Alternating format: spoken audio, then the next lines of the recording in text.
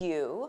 This morning we are going to be talking about the space between inspiration and implementation and how to actually bridge that gap or bridge the chasm, as I ever so eloquently put it in the title, right?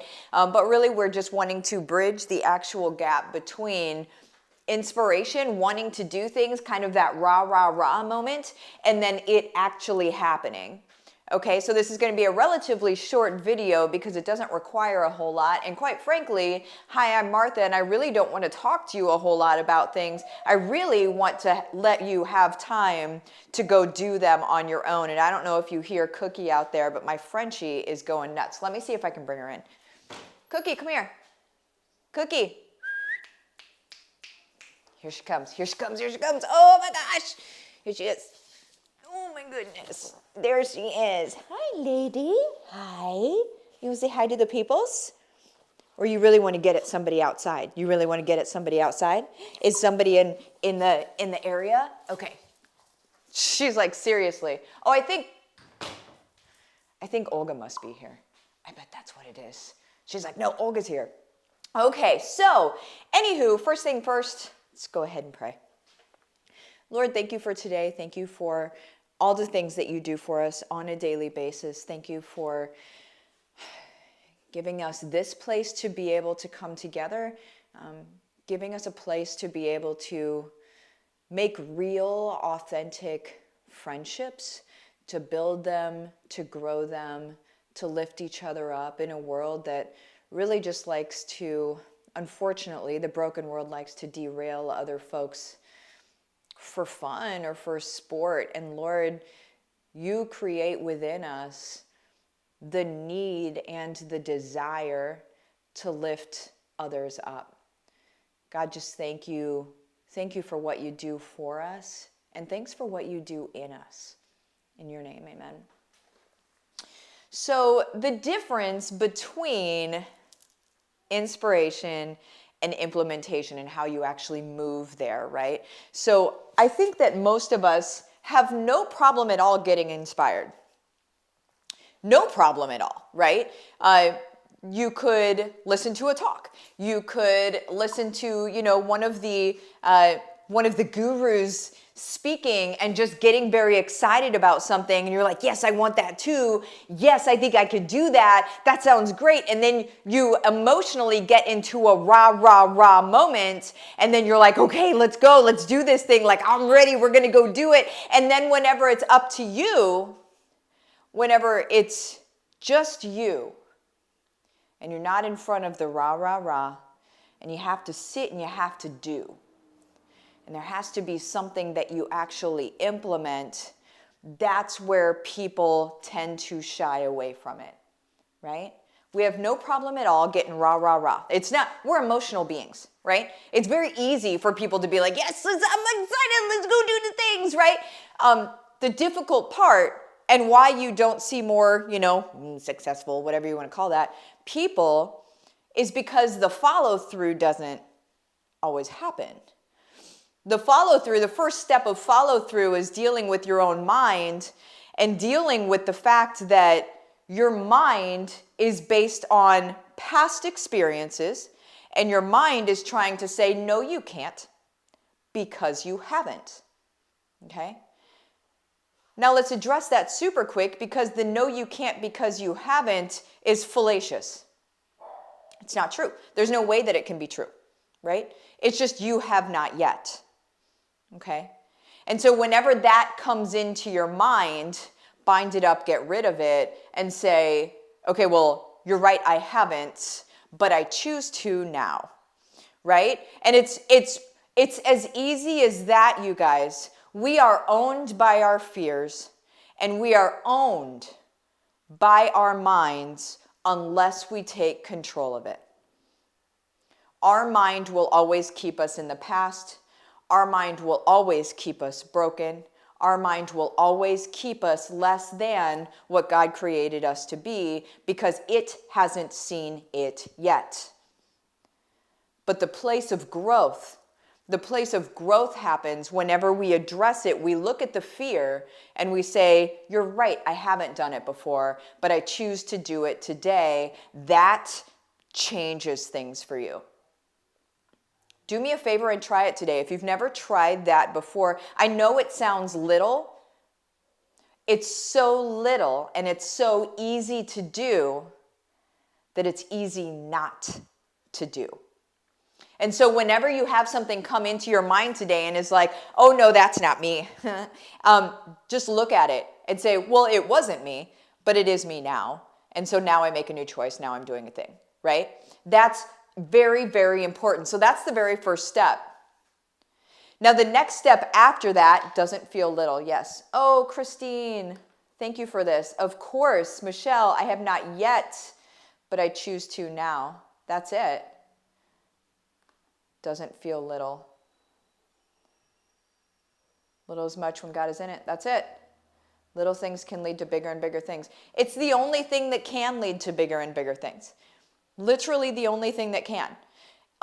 And so once we're working with our mind in that capacity and we're taking control of what we choose to do, right? That we choose to be good stewards, that we choose to do this thing that has been laid on our heart. So we got the rah, rah, rah, we're excited. And then we sit down, and maybe it's sitting down at the computer. That's just the visual that I'm going to give for today, but whatever it is, right? But then you sit down, so you work with your mind and you're like, no, I choose to today. And then you sit down and maybe the thing is on the computer, you know? And so you sit down at the computer and then you're like, okay, I don't know what I am supposed to do next. And then the thing feels really big because you got really excited because it was a big thing. We get emotionally charged and excited about things that are big changes. We don't get emotionally charged and excited about making $5 today. We get emotionally charged and excited about making $500 today, right? You don't get emotionally charged and excited about little things, but here's the deal. Here's the mind trick, the hack, if you will, is that whenever you go to sit down and do the thing, your excitement is about this big thing. And so when you sit down to do the thing, you're like, how do I make this big thing happen that I haven't done before, but how do I actually make this big thing happen? And then a lot of people get stuck there. So if you didn't get stuck in the mind part, then you got stuck in the how do I make it happen? Because what you're trying to make happen is all of that dream, all of that thing that you're excited about. And you're trying to funnel it into one action. Please hear me on this. You're trying to funnel an entire dream into one action. You sitting in front of the computer. How do I make this happen? And then you sit there and you sit there and it's not really coming to you. And you're like, maybe I don't know what I'm doing. Fair, maybe you don't. Maybe this isn't for me. Maybe I was just really excited. Maybe it was like all of those other times before. Here's the deal. It is like all of those other times before, but here's what's going to be different today, okay? That big thing that you want, what we're going to do, I don't know if you just heard my stomach is growling. That big thing that you want, what you're going to do is you are going to break that big thing into places that you're able to research. So you're going to break it into researchable portions. Here's what I mean by that. That big thing that you're trying to do, you can't research how to do that big thing. You have to say, okay, now this big thing, I need to break it up into pieces. So if I think of this big thing, it's technically this and this and this and this. And so now you've broken it up into things you can actually research and figure out. Okay? Somebody said everything is figure-outable. It really is. You just have to break it into smaller pieces. How do you eat an elephant? Which we shouldn't be eating elephants, you guys. But how do you eat an elephant? One bite at a time, right? We have to be able to break it down into things we can actually research and accomplish. And so that big thing no longer is the thing that we're sitting at the computer thinking about. Now we're thinking about the first step of the big thing. Okay, here we go. Let me research, how do I do this? All right, I can work within that. Okay, now let me actually start doing the thing. Then schedule the rest out. Get it on your calendar. And don't get it on the calendar on a day that you're already really busy. Get it on the calendar on a day that you literally have time to be able to focus. There are times like that I'll put projects on my calendar and I give myself a couple hours at a time to work on those projects. Those don't go on my busy days that are back-to-back podcasts or whatever. Those go on my days that are slower. So like today, I'm actually implementing, my site's going to go live today, which I'm very, very excited about. Been working on it for a bit. And that's actually what prompted this talk this morning, because I was like, well, I'm accomplishing the goal that I set out to do. And then I was thinking, I wonder how many other people get stuck in the accomplishing of the goal. I wonder if I can help with that, right? And so really that's what today is about. It's about nothing else other than making your dreams a reality by functionally and systematically being fair to yourself, showing yourself grace, and giving yourself realistic expectations. It's really all that it's about, right? That's really all that it's about. So, such great points. Enjoy the little things. Enjoy the steps. Yes. Oh my gosh. There's, cute bracelets. Thanks, lady. I love my bracelets.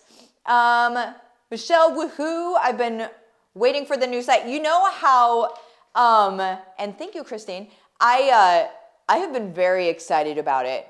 And now that it's actually going live and I'm like doing the finishing touches, just kind of tying up loose ends, going through it, making sure that nothing's broken and making sure it all looks the way I want it to look. And, I'm just very, very excited because the site is like, it's a place for me to be able to share all of the stuff that I love, and for my friends in Cutting Edge to be able to share the stuff that they're amazing at as well.